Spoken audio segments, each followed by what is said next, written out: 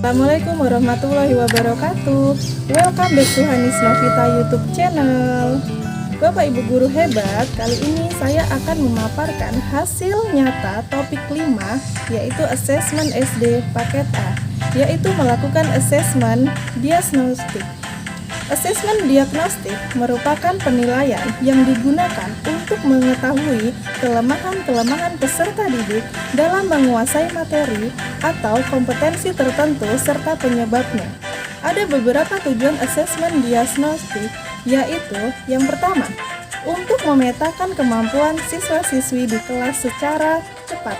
Yang kedua, mengidentifikasi siswa yang sudah paham, setengah paham, dan belum paham pelajaran yang akan diajarkan. Asesmen diagnostik yaitu dibagi menjadi dua. Yang pertama, asesmen diagnostik kognitif, dan yang kedua, asesmen diagnostik non-kognitif. Yang pertama, asesmen diagnostik kognitif adalah asesmen diagnosis yang dapat dilaksanakan secara rutin pada awal ketika guru akan memperkenalkan sebuah topik pembelajaran baru. Pada akhir ketika guru sudah selesai menjelaskan dan membahas sebuah topik dan waktu yang lain, selama semester atau setiap 2 minggu, per bulan atau triwulan. Yang kedua, asesmen diagnostik non-kognitif. Asesmen diagnostik non-kognitif adalah ditujukan untuk mengukur aspek psikologis dan kondisi emosional peserta didik. Langkah-langkah asesmen diagnostik yaitu baik asesmen non-kognitif dan kognitif memiliki 3 tahapan pelaksanaan yang sama, yaitu persiapan, pelaksanaan, dan tindak lanjut. Meskipun demikian, tetap ada hal yang membedakan mengingat tujuannya yang sama. Yang pertama, asesmen non-kognitif. Ini adalah langkah-langkah untuk melaksanakan pembelajaran asesmen non-kognitif, yaitu yang pertama, persiapan. Yaitu langkah pertama, guru pintar harus menyiapkan alat bantu berupa gambar ekspresi emosi. Yang kedua, guru pintar membuat daftar pertanyaan kunci seperti apa saja kegiatan yang kamu lakukan selama belajar dari rumah. Nah, kemudian yang kedua, pelaksanaan. Yang pertama, guru pintar memberikan gambar emosi kepada siswa.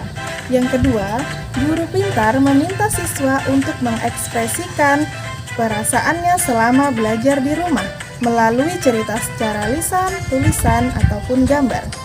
Yang ketiga, yaitu tindak lanjut. Dalam tindak lanjut, yang pertama yang harus dilakukan adalah 1. Mengidentifikasi siswa dengan ekspresi emosi negatif, kemudian mengajaknya untuk berdiskusi secara personal. Yang kedua, menentukan tindak lanjut atau treatment untuk membantu siswa dan mengkomunikasikan dengan siswa serta orang tua bila diperlukan. Yang ketiga, mengulangi pelaksanaan asesmen non-kognitif di awal pembelajaran. Yang kedua, asesmen kognitif. Yang pertama adalah persiapan. Yang pertama, membuat jadwal pelaksanaan asesmen.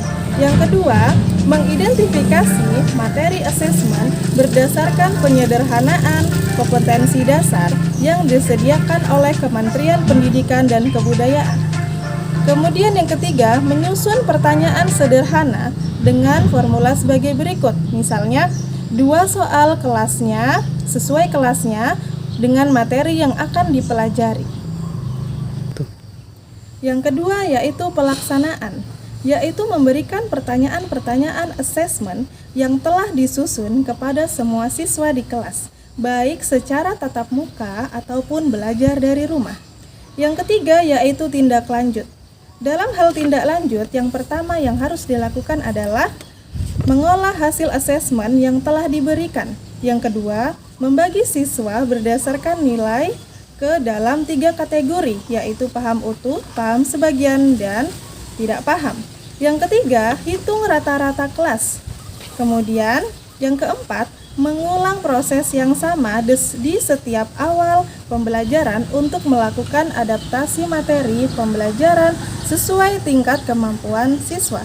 Kemudian yang kelima, melakukan penilaian pembelajaran topik yang sudah diajarkan sebelum memulai topik pembelajaran yang baru. 1. Kesimpulannya adalah, ternyata tidak sulit ya melakukan asesmen diagnostik. Yang guru pintar butuhkan hanyalah sebuah komitmen untuk memberikan pembelajaran terbaik untuk siswa dan memastikan semua siswa memiliki pengalaman belajar yang bermakna. Baiklah Bapak Ibu guru hebat, sekian penjelasan dari saya. Assalamualaikum warahmatullahi wabarakatuh.